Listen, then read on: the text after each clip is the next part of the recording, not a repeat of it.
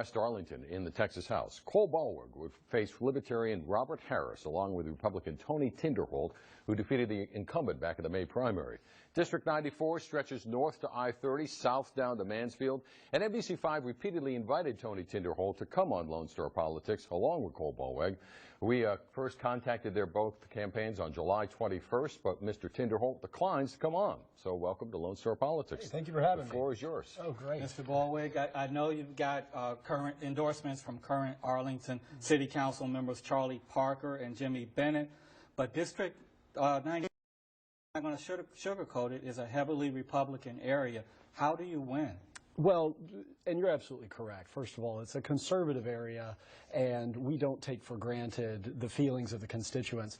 But there's a reason why people like Jimmy Bennett and Charlie Parker, four school board trustees, also Republicans, have shown the courage to step out, because sometimes things are just beyond the pale.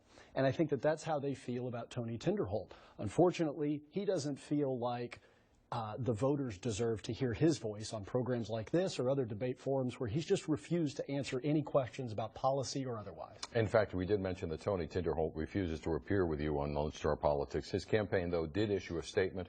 It accuses you of attacking Mr. Tinderholt's military service, even bringing into question whether he was honorably discharged. So are you questioning his service in the military? We have never questioned his service. I have absolutely no idea what they're talking about. That's a complete fabrication.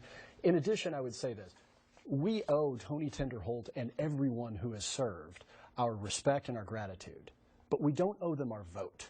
And I think it's time that we call things based on the race at hand. This race is asking voters about education, about roads, about clean water, about the kind of jobs that can support a family. We should be talking about that. A video, in fact, of your opponent drew quite a lot of attention recently. Tinderholt predicts that people are going to die at the border. I think we've all seen this. He issues a threat to anyone who opposes him on border security. Take a listen. What's going to happen on that border is going to be bad. And people are going to die. And that's a sad, sad thing to say. But it's the only thing that's going to stop this infiltration of our country. If you get in my way of trying to stop people from coming across the border, I'm rolling over the top of it. Period. Words, so how do you react to that? First of all, the idea that shooting children is the only way to stop what was the crisis over the summer, I find appalling and offensive. What we need are steady hands at the wheel, people willing to have rational conversations about what it's going to take to address immigration and every other issue that's in front of us. That's why I'm running. Are you conservative enough, though, for District 94?